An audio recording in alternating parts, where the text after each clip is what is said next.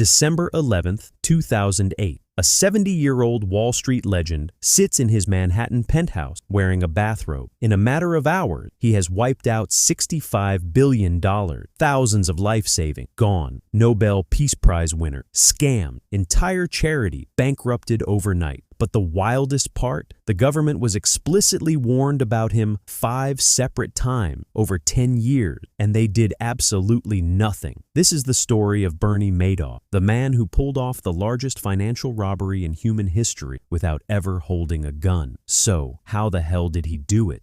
Before he was a monster, he was just Bernie, a middle-class kid from Queens, New York, who saved up $5,000 working as a lifeguard and installing sprinkler systems. He didn't come from Wall Street royalty, but he had an obsession with the market. "Hey Bernie, what are you gonna do with that sprinkler money? I'm gonna build an empire." And for a long time, he did exactly that, legitimately. In the 1970s and 80s, when everyone else on Wall Street was shouting over each other on crowded trading floors, Bernie pushed for computers. He was actually one of the pioneers of electronic trading, eventually becoming the chairman of the NASDAQ. He wasn't some shady guy operating out of an alleyway. He was the establishment. He sat on charity boards. He golfed at the most exclusive country clubs in Palm Beach. He was the guy you trusted. But by the 1990s, his investment firm split into two: the legitimate market-making business on the 19th floor and the wealth management business on the 17th floor. And that is where the magic happened. Entering the 17th floor was like walking into the Pentagon. It was strictly off limits. If you worked on the 19th floor for 20 years, you still couldn't get down there. And there was a very good reason why. You see, Bernie's secret weapon to building a $65 billion empire wasn't his math. It was human psychology. Instead of begging people to invest with him like a normal broker, he used the greatest sales tactic in the world. He played hard to get. "Bernie, sweetheart, I have $2 million.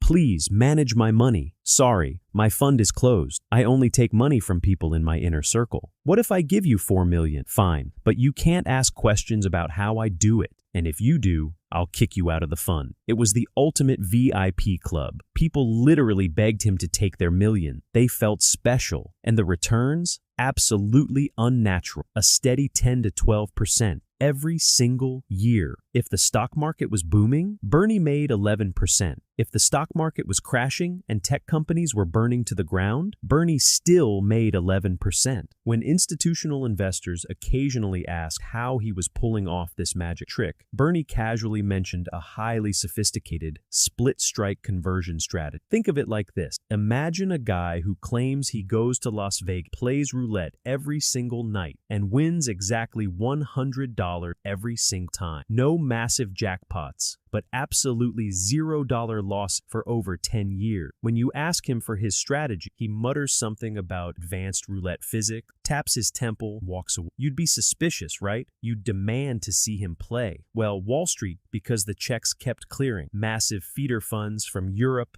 Latin America, and the Middle East started blindly dumping billions of dollars into Bernie's lap. They collected hundreds of millions in management fees for doing zero due diligence. And the craziest part, those billions of dollars never actually made it to the stock market. Every single penny sent to Bernard L. Madoff Investment Securities was deposited into one basic, unsegregated checking account at Chase Manhattan Bank, account number 703. Over a 20-year period, $150 billion flowed through that checking account, and none of it was ever invested.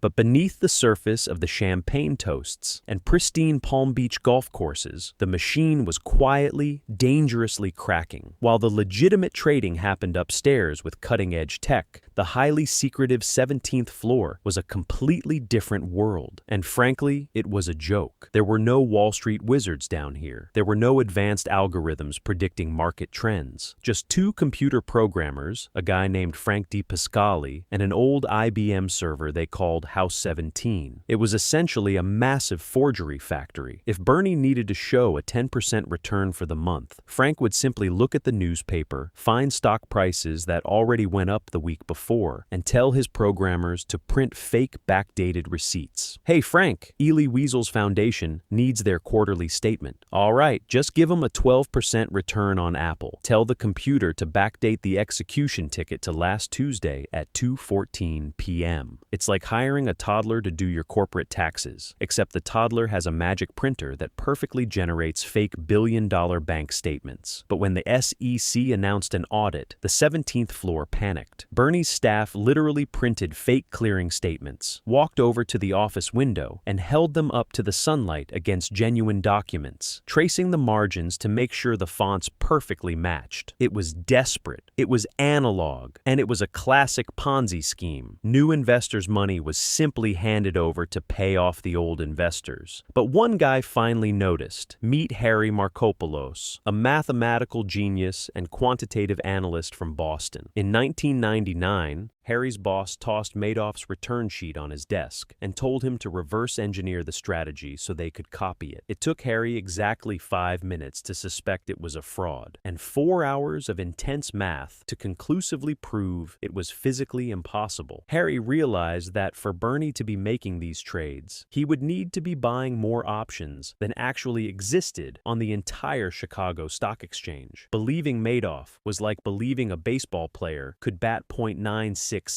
for an entire season without taking steroids. Harry went straight to the SEC. He handed them a 29-page report literally titled, "The World's Largest Hedge Fund is a Fraud." He was so paranoid that Madoff was secretly laundering money for the Russian mafia that he began checking his car for bombs. He carried a loaded shotgun in his house. When he delivered evidence to the Attorney General's office, he wore oversized coats and white cotton gloves so the cartels couldn't trace his fingerprints. The SEC's response to Harry's undeniable mathematical proof? "Thanks, Harry. We'll look into it." They looked into it with the intensity of a substitute teacher grading homework on a Friday afternoon. One SEC examiner refused to even pick up Harry's inch-thick evidence binder because she apparently didn't like his abrasive tone. They literally walked into Bernie's office, asked him if he was running a Ponzi scheme. Bernie confidently smiled, pointed to his fake documents, and said, "No." And the SEC said, "Well, case closed. I mean, how could they arrest him?" The SEC examiner looking into his firm ended up marrying Madoff's niece. Bernie later told his cellmates that the regulators weren't rocket scientists. They were just marketers. But math doesn't care about your reputation. Math is a ticking time bomb, and the timer just hit 0. September 2008, the financial crisis hits. Lehman Brothers collapses into dust. The global economy is melting down in real time. Suddenly, the VIPs aren't feeling so confident. They are terrified. They want their cash back. In a matter of weeks, investors call Bernie demanding $7 billion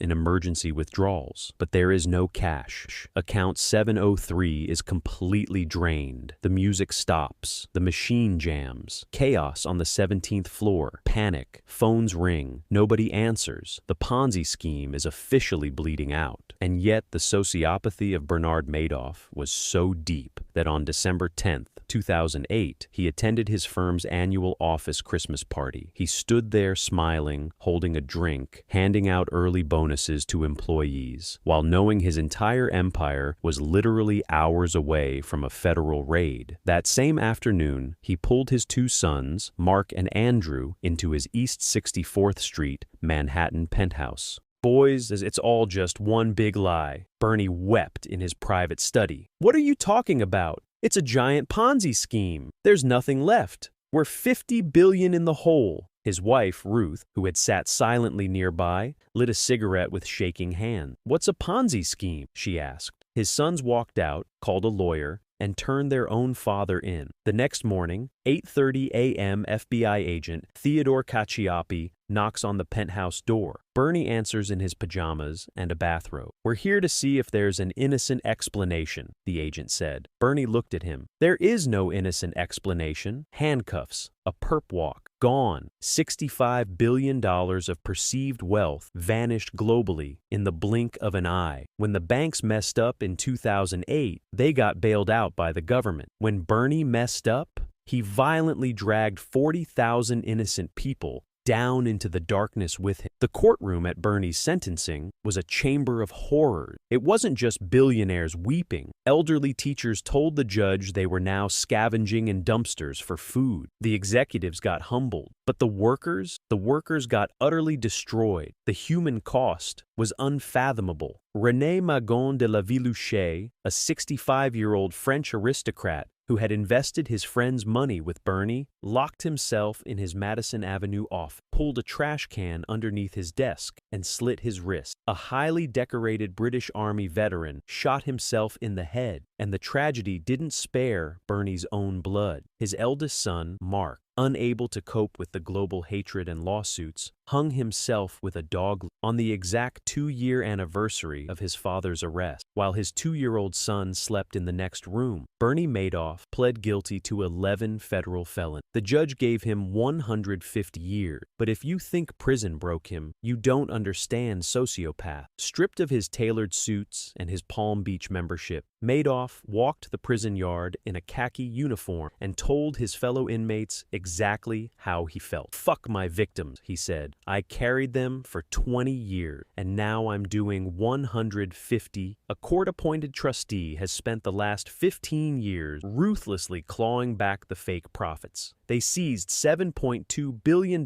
back from just one of Bernie's complicit billionaire friends alone. In a miraculous legal victory, the trustee has actually managed to return over 70% of the stolen money to the victim." Bernie Madoff died in a federal prison hospital in 2021 at the age of 82. He didn't just steal money, he stole faith. He proved that the absolute smartest people in the room are often the easiest to fool. As long as you're wearing a nice suit, creating a false sense of exclusivity, and paying them on time. The next great financial scam won't look anything like Bernie Madoff. It won't be on the 17th floor of a New York building. It will look new. It will look revolutionary, digital, and completely decentralized. It will look totally safe until it isn't.